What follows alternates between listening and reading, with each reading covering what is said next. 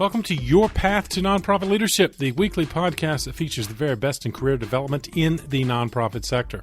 I'm your host, Patton McDowell, and in addition to podcasting, I'm a leadership coach, a mastermind facilitator, a best-selling author, and a speaker. I love taking these nonprofit leadership topics on the road or into your Zoom room. So if you need someone at your next conference or workshop, check out my new speaking page at pattonmcdowell.com for more information. I know you're going to enjoy this fantastic conversation with Sabrina Walker Hernandez. And wow, does she bring some great ideas and insight to the topic of board development. And she'll definitely get you thinking, because she would suggest many of the things we're doing with our board members are simply wrong. And she knows what she's talking about. She has been a nonprofit executive for over 20 years before starting her current consulting practice, which includes coaching, consulting, facilitating, and she is a best-selling author. And we zero in on her 4 keys to effective board development. So get your notepad ready, or better yet, check out the show notes for this episode. It's number 192. Just go to the podcast page at pattonmcdowell.com, and you'll find all of the resources and topics Sabrina and I discuss, as well as more information on her and the great work she's doing through her practice, which is called Supporting World Hope. Without further ado, please enjoy my conversation with Sabrina Walker Hernandez. Sabrina, thank you for joining me on the path. Thank you for having me. I'm excited to be here. Well, I'm excited about this conversation. Sabrina, you and I have had some preliminary discussion about many topics that affect nonprofit leaders, and certainly right in your sweet spot is the issue of board development and board engagement. And you made the fascinating statement to me, and the title of this episode, of course, is that everything you think about board development is wrong. And I think you're right in that many nonprofit leaders may be struggling with things because there's misunderstanding. In fact, let me start with that opening question. What do you think is the biggest misconception or myth about board development that many nonprofit leaders may be facing? I think one of the biggest myths is really a mindset around the CEO, the executive director in charge of the organization. They oftentimes don't want to, not my words, but theirs, they don't want to be seen bossy or ruin relationships. And so they don't provide enough direction to the board. And they give the board members too much credit. And that sounds harsh, but here's the deal. This person got on you, they were invited to the board, they got on the board because they were invited, they might be a little excited about the mission, but they may have never been on a board before. That's one. Or they have been on a board and that organization was ran very differently. And so they're there, they're excited, and they're waiting for you to tell them what to do. How can they fit? What is their give back? Why are they on this board? And oftentimes we don't spend that time letting them know that, where they fit in, why were they recruited to the board, and being very prescriptive about, I need you to do this. And people push back on that because they don't want to seem bossy. But I tell you, from serving on a number of boards and have worked with a number of boards, the people who want to get on a board and accomplish something appreciates that. So true.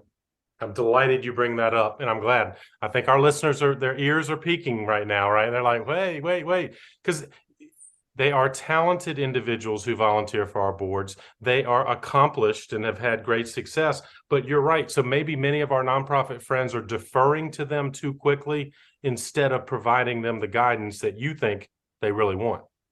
Yes, and they do. I've had so many conversations with board members, and also having served on my on boards as well.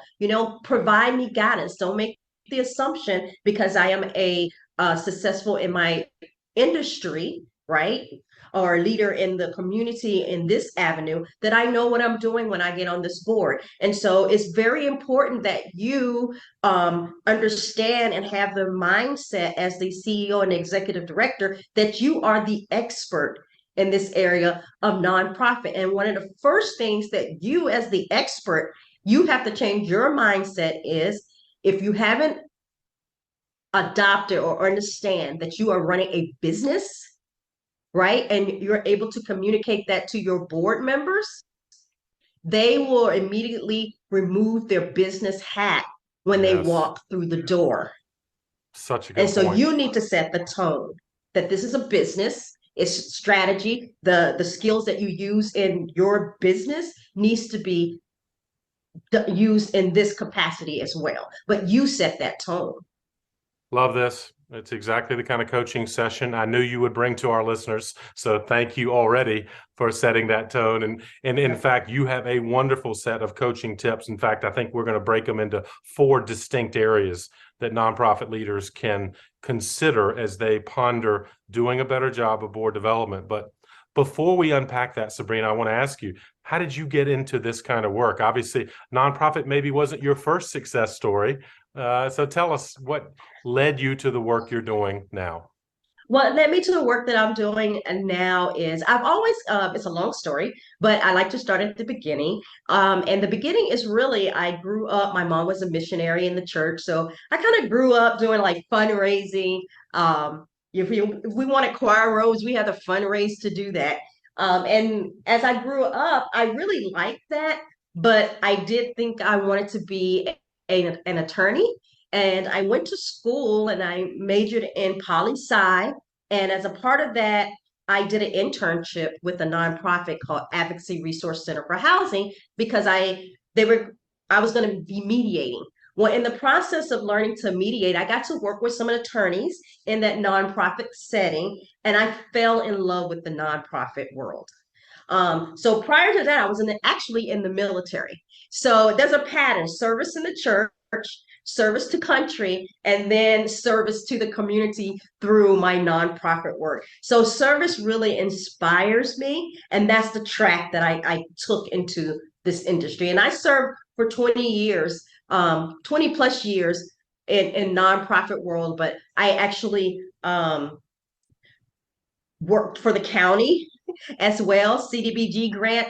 Oh, all the paperwork that I know the other nonprofits are saying, oh my God, yes, I was that monitor who came to your office and asked to see your 990s and Oh your no. audit and, all that low, moderate compliance stuff. And then I worked actually in a nonprofit, started off as direct services, um, um, working with children, then moved into operations and held a CEO position for 15 years and took that budget actually from $750,000 to $2.5 million and did a $12 million capital campaign in the third poorest county in the United States. And I Wow. tell you, I could not have done it without my board. And that made me fall in love with the power of a great team and the power of using your board as your force multiplier.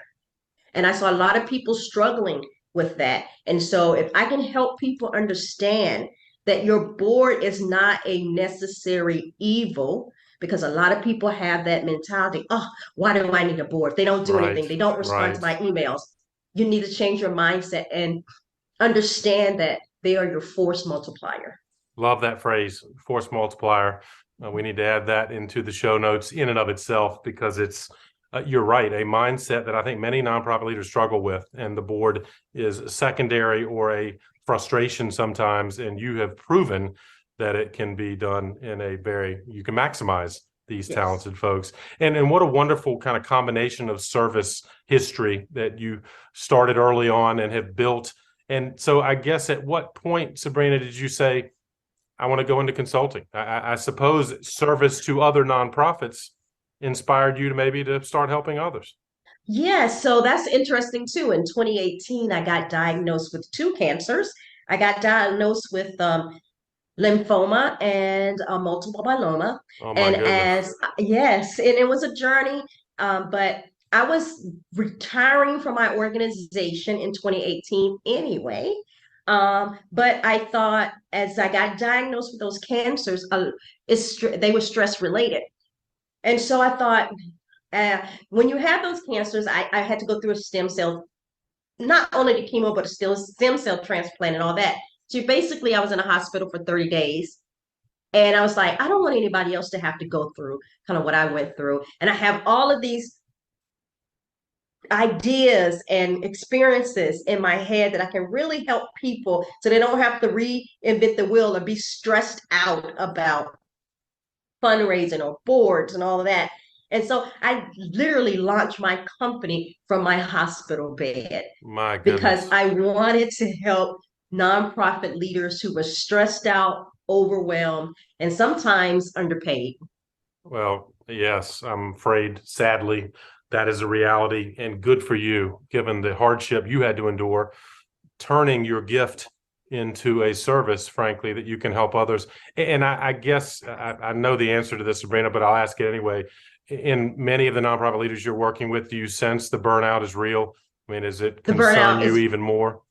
very real. It concerns me. And that's why I think, we all have a kind of a choice about when you work in a nonprofit world, right? You do, and a CEO, especially in a smaller organization, you gain many skill sets. And I've written news releases, I've developed partnerships, fundraising, all of that.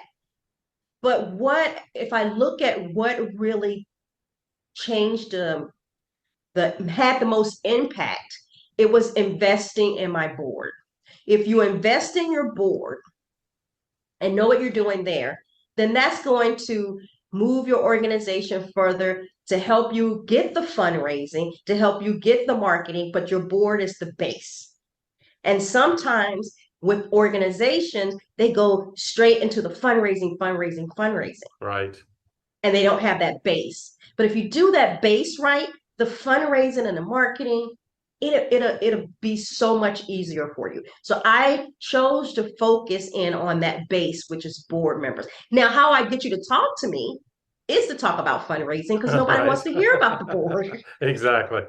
You go Yeah. in through the So fundraising door, but then you end up maybe talking more or as much about the board development the side. Is board, that right? yes, But yes, that is correct. It's but it's a it's a concurrent relationship to indeed. me. So Well, and I guess to summarize that, so your consulting practice includes fundraising, or how would you describe the services you offer? Because you've done it all. You've been there on I the front do. line. But what Yes, now do you yes. find your consulting practice focuses on? Well, I say I'm a proud generalist. It took me a long time to say that and to be proud of that. I'm a proud generalist, but my services fall in four areas. It is number one is going to be around facilitation, whether that's facilitating a board retreat, facilitating leadership, keynote speaking, that speaking round, and it's coaching, and not only coaching, consulting, and then strategic planning. But Fantastic. everything for me goes back to board. When Yeah, I start talking to you, I'm going to always take it back to the board. love And it. a lot of times people, um, especially they push back on that because it's the complaints. Well, my board doesn't do anything, da da da da da. And I push back to them and I say, okay, well, what kind of education have you offered them? What was your orientation process like? What was your recruitment process like? And boy, I hear crickets. Yeah, they don't want to talk about that, right? They don't want to talk about that. because they've struggled, but Yes. I'm again glad, and I imagine a listener right now is like, all right, Sabrina, I hear you. You're yes, I should probably do more and think about my board. And let's break down these four wonderful kind of areas of advice that you want to share. And in fact, you just said one of them, recruitment. So it Yes. sounds like it all starts with who we recruit to our board. So what are some of the issues you see there, and how can nonprofit organizations do a better job building a strong board? Well, recruitment, you need to make sure you have a lot of things go back to mindset. So one of the things is you need to make sure that you are being strategic in your recruitment and you're not just accepting warm bodies, that there is a process for getting on your board. You have a board recruitment packet. There's a nomination process.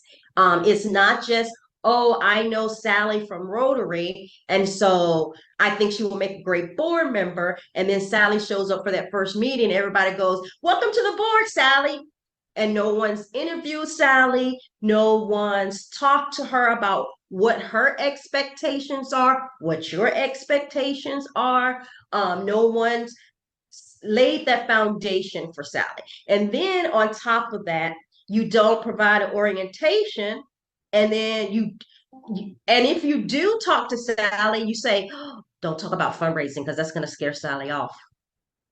So let's not talk about fundraising. Yeah, We want her to come onto our board. Exactly. We've created a problem before it even starts, right? Before it even started. You have to talk about fundraising and what the expectation is during the recruitment process. You do.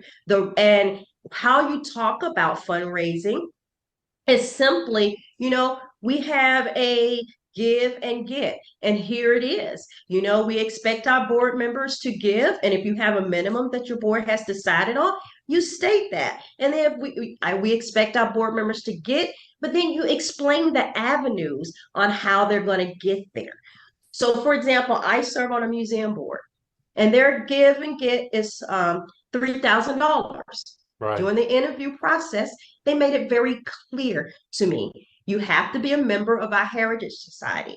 And the minimum level for the Heritage Society is $1,500. So I know immediately my give personally is $1,500. They explained to me, how can you get to the other $1,500? Well, we have a gala and you have to sell a table. And the table start at this range, $1,000, let's say. And then you're required to sell $500 in raffle tickets. You've met your $3,000 obligation. But they gave me the avenue on how to get there. Love that.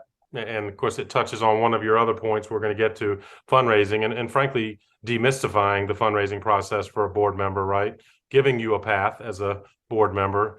And that, I guess, gets to your second point, Sabrina. We talk about recruiting and not just recruiting anybody that will simply show up, but being thoughtful about that process and identifying and recruiting them in a meaningful way. The education process you mentioned as well. I guess what you see is a lot of organizations don't do an orientation at all, or they just don't do enough. What does a really good orientation look like? What are some of the component parts that a board orientation needs to have?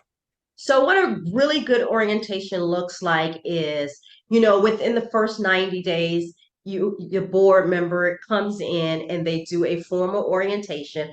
And that orientation is actually facilitated by other board members, right? So you have your board chair come in, your board secretary, you go over the history of the organization.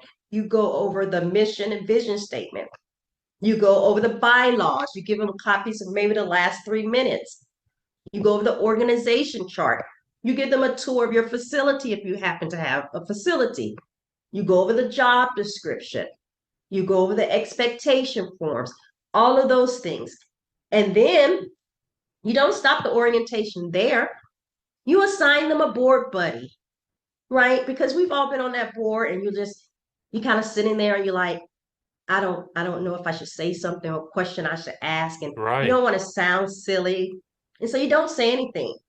Assign them a board buddy, like a veteran board member, that will call them after the meeting and say, hey, is there any questions I can answer for you?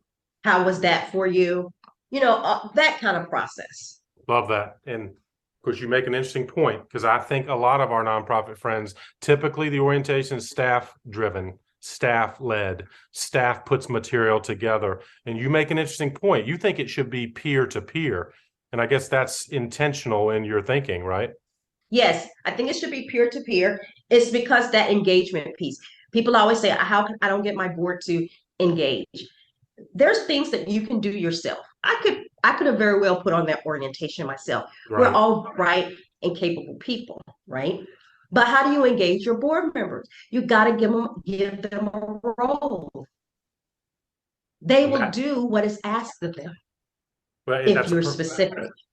It's a perfect segue, Sabrina, isn't it, to your third point, which is engagement. And so again, it's occurring to me that what a great way to engage current board members in the process is to get them involved in the recruitment and orientation of the new members. They take ownership, Yes, don't they? Is that part of your point? that is correct. It's the ownership. It's the taking the ownership, having your board members, interview, having a nomination committee, or you have board members interview potential members, or you have your executive officers do the orientation. Yes, you're there. Yeah, you create the agenda as the CEO. You have the copies and all that stuff like that, but they're the ones doing the orientation.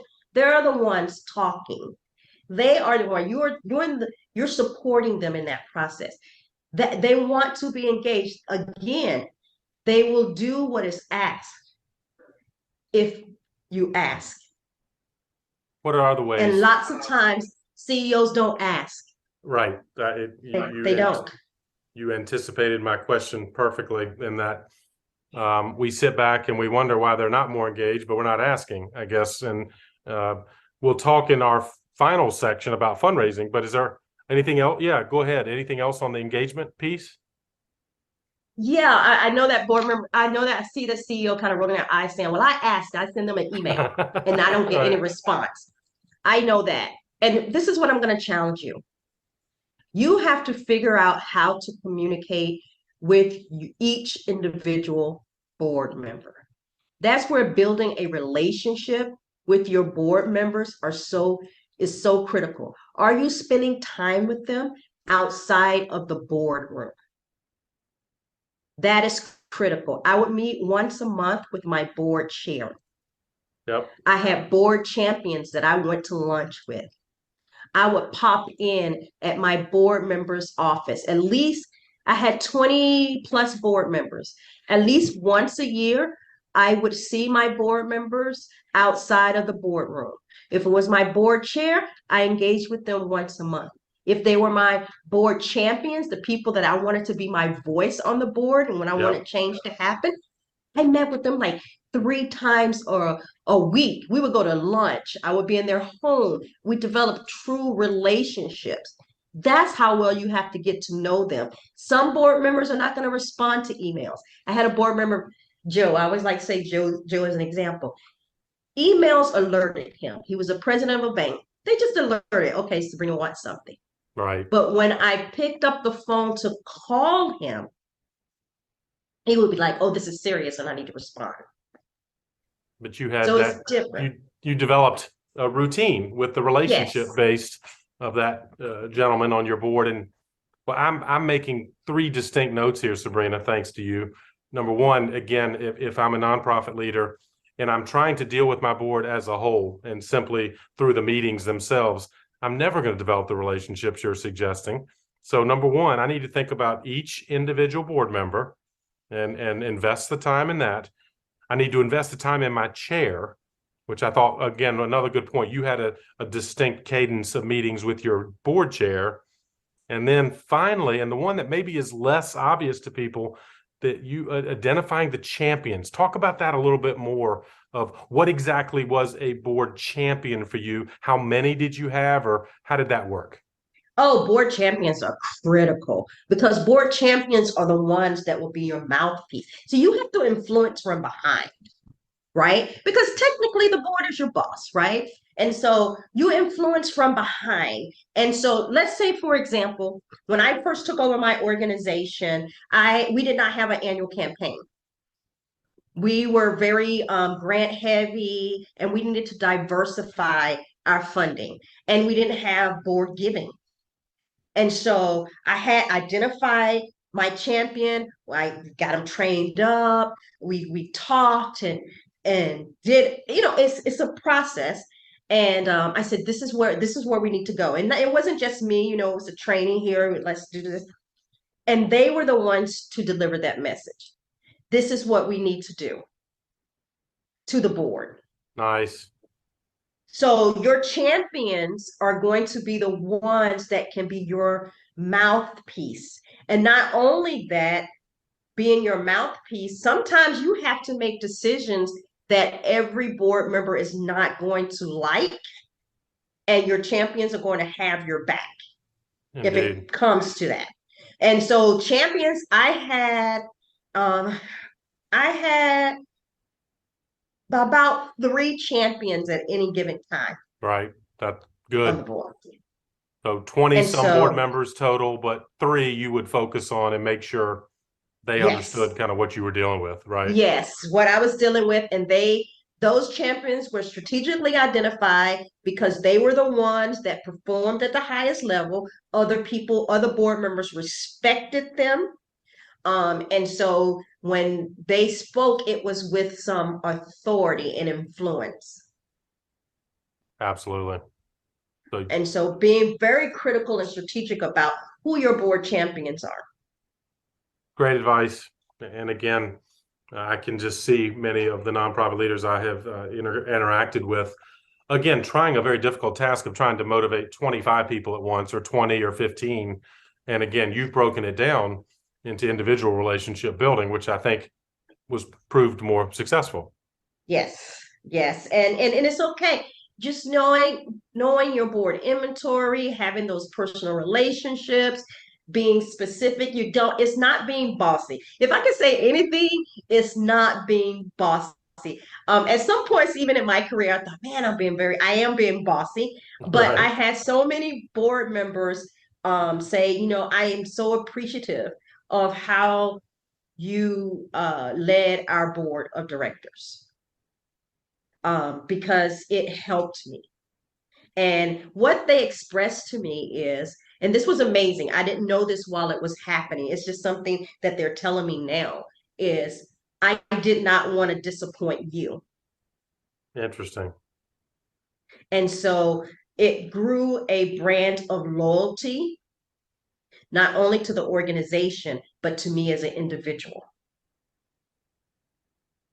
Good for you. And So yeah, it's a credit to you. But yeah, maybe that was a perspective you hadn't thought about, I guess, at first. Is that kind of what struck you? no, yeah, I wasn't thinking of that at all. And it's something that has actually been of great benefit to me now, because I still have relationships with those people. I got invited to a previous board member's wedding in Wow. Mexico, and I flew to Mexico and went to their wedding. I get invited to their homes. They threw a retirement party for me. I've been to weddings, quinceañeras, all kinds of things because we develop genuine relationships. Fantastic. Well, and Sabrina, you talked about then how to better engage our boards. Have you run into occasions or seen in your consulting where board members are trying to do too much? Maybe the other end of the spectrum where they're trying to micromanage you as a leader. How do you deal with Yeah, that scenario? yeah. Yes, actually, it's really funny. I got hired. I won't say the name of the organization, but I got hired to coach a new executive director who was taking over after a founder. And he had a very hands-on board chair and hands-on board vice chair. And it was to the point where they were dealing with the vendor as opposed to the executive director. Yep. Yep. And so I was coaching them through that process, but coaching him through that process, I had to talk to them myself and give them that perspective of, you're a leader in your job. Imagine if your boss gave you an assignment, even if it's as simple as reach out to this vendor, design this banner, and they went over your head.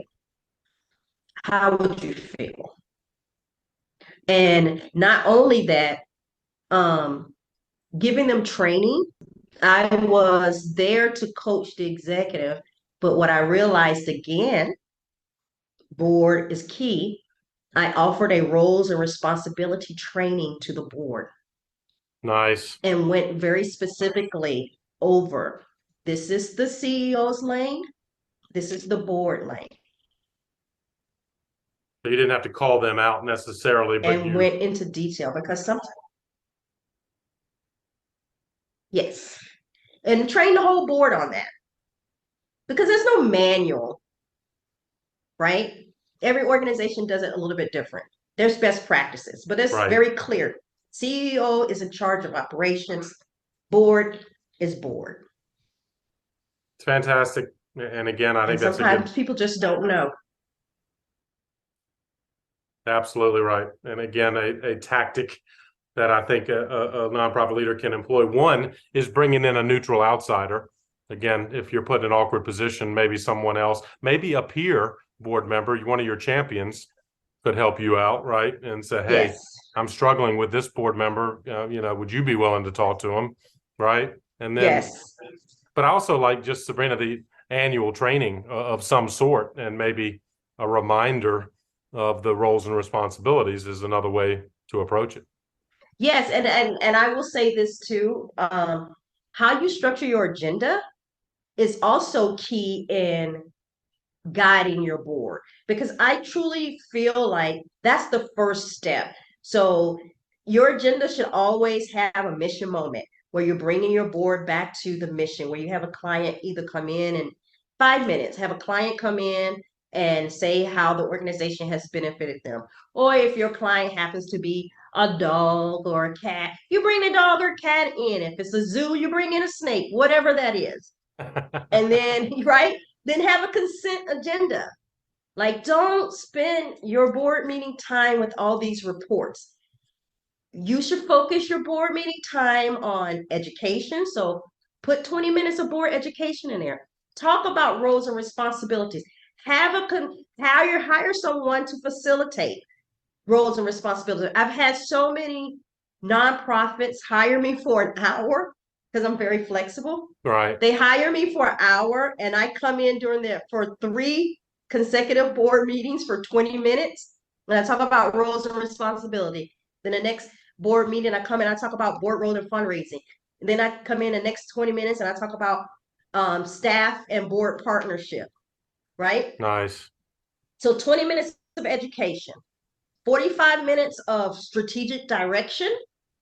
And that's where you talk about, you know, where we go and what event, all that good stuff. But that's the meat of your agenda.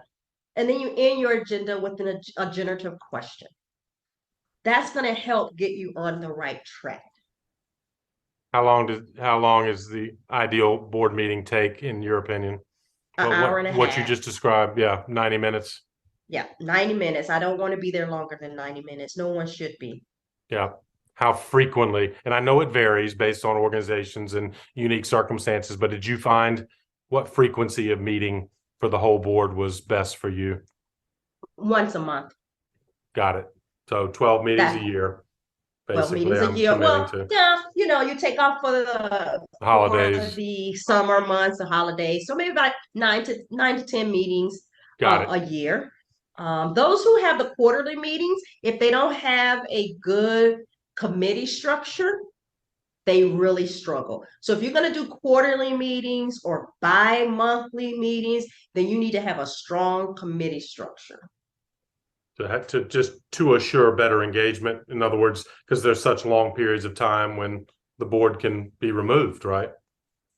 Exactly. And to ensure that the work gets done, that the board needs to focus on. Well put. Well, let's move to the finale, and you've touched on this a little bit, Sabrina, but fundraising, the Achilles heel for many nonprofit leaders and their board relationship. You made a great point earlier about one, just simply being very clear about expectations of giving and getting. But what else have you seen or did you do to help with the fundraising dynamic for board members? Now, some people are not going to like this, but and I know a lot of people are not going to like this, but That's with the okay. That's why you're here. yeah. So I guess it depends on each board, but there's nothing wrong with good old competition. So for my organization and another organization that I'm involved with, we have board member of the year. Not only did we have board member of the year, we had a scoring system. And we told people for every meeting you attend, you get 1 point. For every $1,000 you raise, you get this many points, blah, blah, blah. And the goal was to get 15 points for that year. And we didn't talk about it on a monthly basis, but it was in the board packet on a monthly basis with each person's name and where they were at in that process. And then on a quarterly basis, we talked about it, and it was color coded. If you were red, then you didn't hit that quarter mark. If you were yellow, then you were almost there. If you were green, then you were right on it, right? And then the people who got their points at the end of the year, we had another board member who stepped up, and they took them all to like a steak dinner. So they made it competitive. On this other organization that I serve on, they divide the board members up into teams, and we have team names. And so this is for the annual campaign. And then so for the annual campaign, each team is responsible for a certain amount, and they create a competitive environment. So I guess the whole point is you have to make it fun. That is one of the points. You have to make it fun. And not only do you have to make it fun, you have to talk about the goals. You have to remind people about the goals. This is one of the things that happen. They say, oh, I went to this training and they say, do a board agreement. Well, I had my board members do a board agreement and they agreed that they were going to raise $3,000, but nobody did it. Well, did you talk about it? Yeah. Did you give them the avenues to get there? They're human beings. They're busy. They haven't done their individual gift because they forgot, not because they don't want to support. So let's give them the benefit of the doubt and have the mechanism in place where you remind them. And if it's truly someone who's like, I'm not giving because I give my time, talent, and my time and talent, then that's where you have that conversation with your board chair, your board champion, and they address that board member. Yes. Well, Sabrina, fascinating. First of all, love the scorecard concept, right? In essence, or a report card almost. So you can put it subtly in the meeting material. So you're not embarrassing people, but hey, they're going to see if I'm in the red. I don't want to keep showing up to meetings when I have a red scorecard each time. And just to go back to that scorecard would allow the money I've given and raised, meeting attendance, I guess event attendance, or are there other things you put on the scorecard? Yeah, we put attendance to regular meetings. We put attendance to program meetings because it was youth services. So if they came to a program event, we put if they chaired a committee, and committee meetings, as well as their financial contribution. Yeah, it's fantastic. So again, strikes me as, yeah, you're making it front and center, but they want that. They wouldn't have probably signed up if they didn't want to be involved. All right, now you're making it real. And again, you also build the camaraderie and the competition with year-end recognition, right? If you make the green, if you score green at the end, you're going to get invited to a fancy dinner maybe. And yes. And one person wins board member of the year, literally? Is that how you did it? One person won board member of the year. Yeah, I think that is fascinating, and it gets into all kinds of issues: board engagement, recognition, and attendance. It sounds like, well, and I guess this is obvious, but Sabrina, you didn't have complaints? I mean, people seem to rally around this process, or we did not have. Well, okay, let me talk about the challenges because we learned the most in our failures. So one time we established our board recruitment process, and we everything that I described.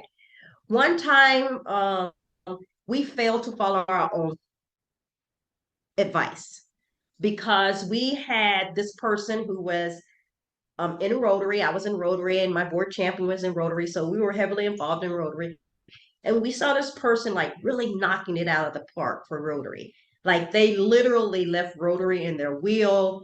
They were at the events. They were hardworking, all of those things. Right. So we said, oh, if we could get them on our board, man, what a difference that's going to make. So we skipped our interview process. We skipped all that conversation, and we invited them to the board. Once they got to our board and we start talking about, the giving, and we even had an evaluation process in place for board members, just our culture of accountability. They gave heavy pushback. I go Really? to work. Yes, I don't want to be evaluated. I'm volunteering. This is not work. This is da da da da. Complete opposite of the culture that we had created. Right. But we thought, man, we're getting like we really thought that we You thought it would transfer, right? I mean, transfer yes, from, right. right. But And we just made a huge mistake, which taught us a great lesson. You go uh, through the process. Go thanks through for the sharing. process. Yeah, thank you for Yeah. sharing, because you're right. We learn more sometimes from those situations. But it sounds like by and large, it was very successful in a means of engagement.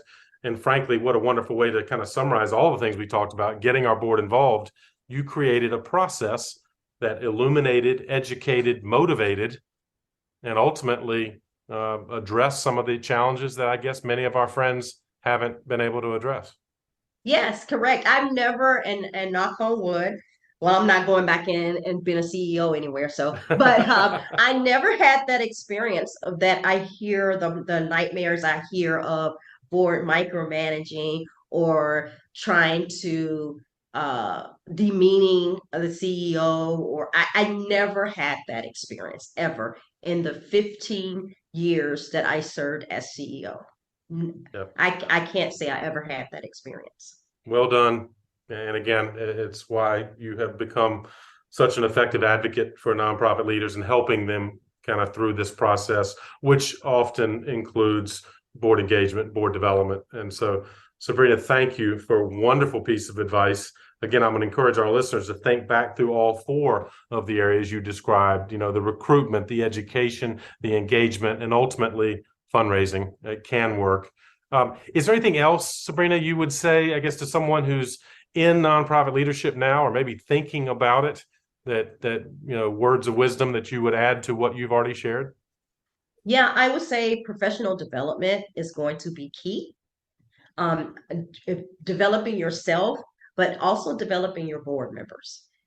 Make sure that you put in the budget professional development for yourself and for your board members. Because Nice. once your board members get out, and I'm not just talking about, when I say professional development, I know a lot of times because of the pandemic, we're very used to the online world. Even I put together a virtual summit, and that's good. But sometimes you need to get in the room with people and outside of your community as well. You need to go because sometimes and a lot of times CEOs can feel alone, and then board members only know what they see in their community. But when you get out and go to like a national conference, you get in a room with other organizations, other board members.